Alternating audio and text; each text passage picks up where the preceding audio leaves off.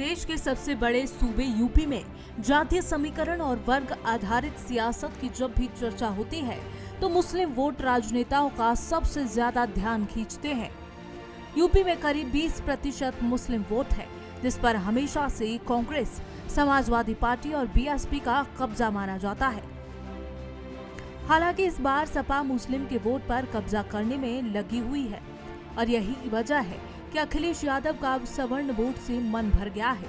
वो लगातार दलित, ओबीसी और मुसलमान वोट पर ध्यान दे रहे हैं। वहीं इस बीच ओम प्रकाश राजभर के नए दावे ने राजनीतिक गलियों में नई चर्चा को जन्म दे दिया है।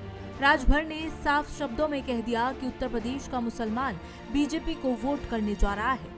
ऐसे में शेख सैयद पठान और शिया भी बीजेपी के साथ खड़े नजर आ रहे हैं। राजभर के मुताबिक लखनऊ के लाखों मुसलमान बीजेपी के साथ खड़े हैं और उनका वोट भी बीजेपी को ही जाता है।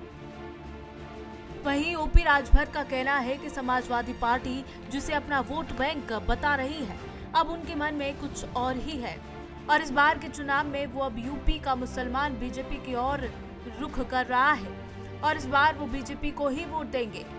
यूं तो सुबह सपा अध्यक्ष ओपी राजभर इस समय किसी भी गठबंधन में नहीं है, लेकिन अब उनके बीजेपी में शामिल होने की पूरी संभावना है। राजभर ने 2017 के विधानसभा चुनावों में बीजेपी से दोस्ती की थी और गठबंधन में चुनाव लड़ा था, लेकिन 2022 के चुनाव से पहले वो बीजेपी से अलग हो गए और समाजवादी पार्टी के साथ मिल गए। लेकिन चुनाव के बाद उन्होंने यहाँ भी बगावत कर दी और सपा गठबंधन से खुद को अलग कर लिया।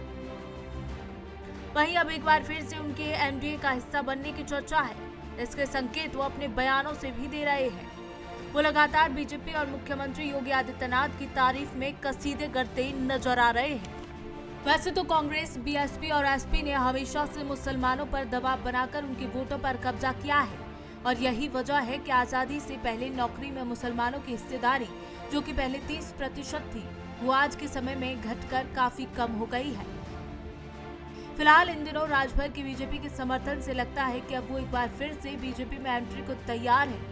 लेकिन क्या बीजेपी उन्हें अपनी पार्टी में शामिल करती है या फिर पार्टी बदलने वाले रवैये के चलते उन्हें दूर रखती है, ये तो देखने वाली बात होगी।